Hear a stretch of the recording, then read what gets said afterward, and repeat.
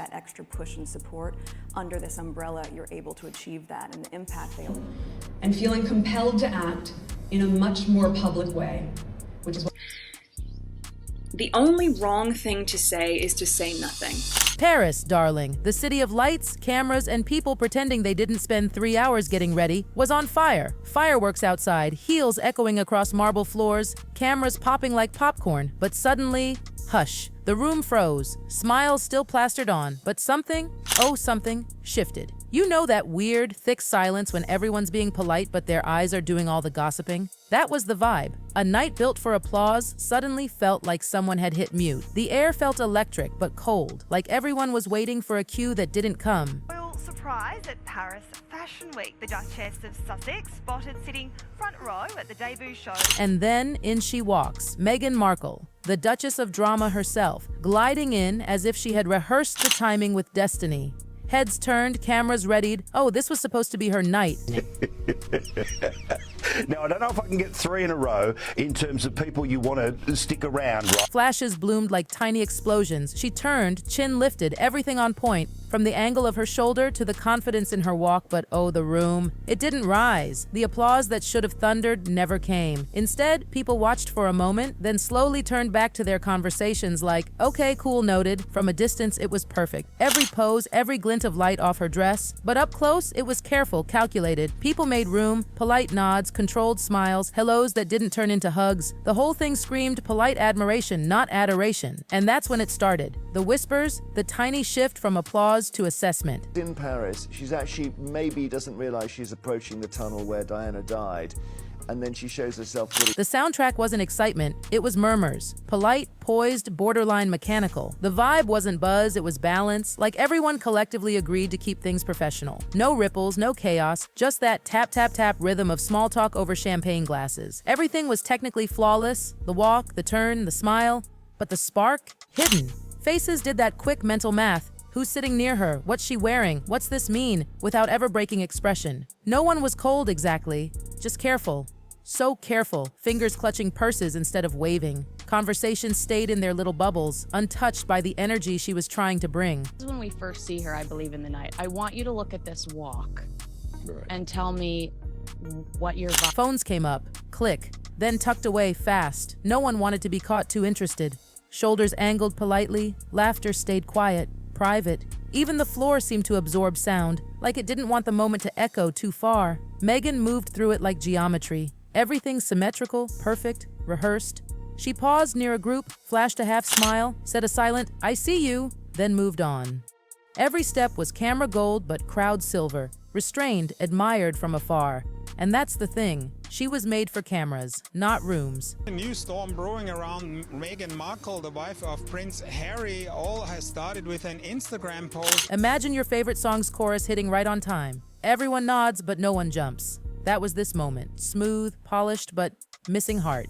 Paris had come for magic and it got management. Everything looked right, and the light, the lines, the posture. But something about it didn't feel. It was glossy perfection sitting over cautious energy. Once you noticed it, you saw it everywhere. The spacing, the polite smiles, the clinking glasses timed like choreography. Beautiful, yes, but not alive. Meghan Markle, in these videos and pictures from Paris, she seems kind of drugged out. She seems kind of faded. Maybe the crowd was just waiting to see what would happen. Maybe they were holding back to read the room. Either way, Meghan's entrance landed, but the reaction?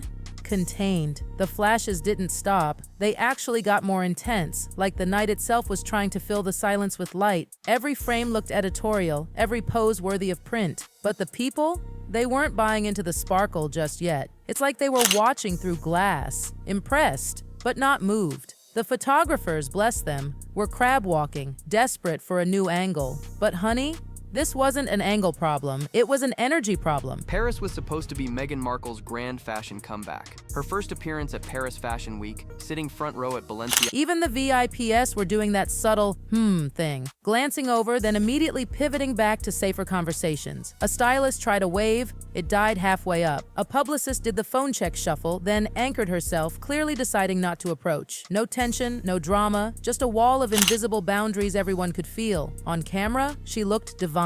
In person, it was like someone had pressed pause on warmth. The crowd's smiles said noted, not wow. An industry built on proximity Meghan had become untouchable. Not because of scandal in the tabloids, but because of something more basic. Compliments floated in from safe distances. Nobody dared step too close. Hands conveniently full so they didn't risk a handshake. Voices low, eyes darting elsewhere.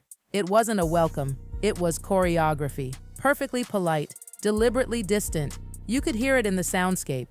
Heels ticking slow, laughter staying localized, camera shutters marking time. No cheers, no crowd swell. The vibe, controlled. Everyone watching, no one engaging. Even the body language stayed tidy, shoulders half turned, feet planted, torsos that never quite committed to a full turn.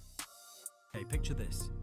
Meghan Markle strutting out of Paris hotel like she's just won America's Next Top Duchess. And it just kept repeating. People parting for the shot, then closing ranks again like nothing happened. Empty chairs magically stayed that way till she'd moved on. Eye contact that landed for a millisecond, then slipped away. The math was simple. Tons of clicks, zero connection. The whole thing was a study in formality disguised as fascination. The camera saw glamour, the crowd saw distance. And the longer it went on, the clearer it became. Paris was looking, but it wasn't feeling. The message of the night? Picture perfect, but emotionally unplugged. See, that week gave us two versions of Meghan. One was the glamorous, camera-ready Duchess, Balenciaga front row, high gloss, high profile. The other, the charity-driven advocate trying to keep her image polished and purposeful. Each one fine on its own, but side by side, they clashed like couture and comfort wear. Fashion thrives on spectacle. Advocacy thrives on sincerity. And together, they made the room confused. When the two versions of Meghan, the glamorous Duchess and the conscious campaigner, appeared too close together, the Paris crowd started doing their own quiet math, and not the cute kind. You could almost see the thought bubbles. Wait,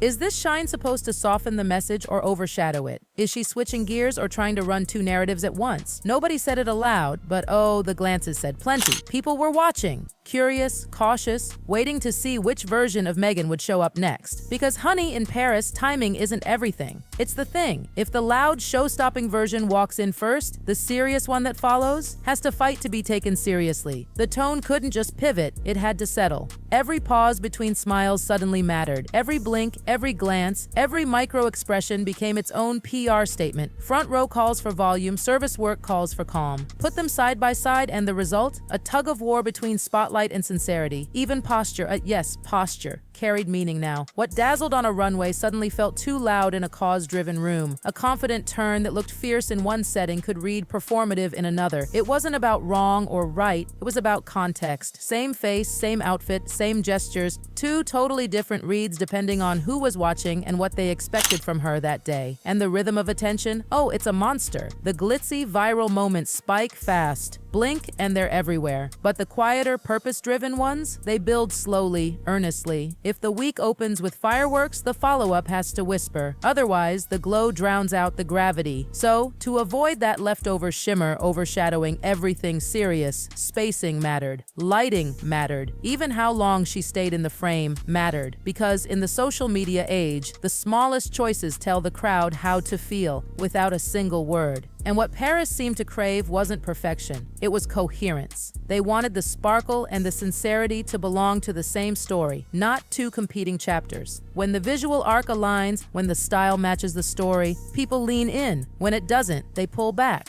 And that night you could feel it. The room was watching her like a test. Would the glamour back up the message or swallow it whole? Then came the moment, the clip that broke the calm. Picture this, Paris Fashion Week. Flashing lights, velvet ropes, champagne flutes, the elite basking in their curated glow. And then, oh then, a small car window video slips into the feed by talking about none other than the Duchess of Scamlot, Meghan Markle. Okay, the disaster tourist is back with a V. The internet caught fire. The camera drops for a second. Shoes, city lights, reflections. It's neat, quiet, cinematic. The kind of thing you scroll past until you don't. You blink and suddenly you're mesmerized. Inside those few seconds, everything flipped. Inside, the event felt staged. Outside, the city did the staging. Neon lights, old stone, a skyline soaked in history. No stylist could have planned it better. And then, just there in the frame, a landmark that carried royal ghosts. That's all it took. The comments lit up like Paris at midnight. Was this just a late-night drive? Or a deliberate echo of Princess Diana? The clip didn't say it, but it didn't have to. The internet did the rest. It was meant to be Meghan Markle's dazzling return to the spotlight. Paris, Balenciaga, flashing cameras. Within hours, reactions split like champagne bubbles. Some swore it was nothing, just a pretty night drive. Others saw something darker, and the public ate it up. So, picture this Paris Fashion Week. Flashing lights, velvet ropes, champagne flutes clinking in the hands of the elite. Everyone projected what they wanted to see. Some imagined peace, others manipulation. All of it viral gold. Because online, a moment doesn't need to make sense. It just needs to make noise. Meghan Markle in Paris. Rather more desperate than Emily in Paris, and nowhere near as entertaining. And that's exactly what happened. The clip looped endlessly. 15 seconds that rewrote the entire narrative of the night. It became a mood. No captions, no context, just vibe. By now, Meghan wasn't a person in the story anymore. She was the story.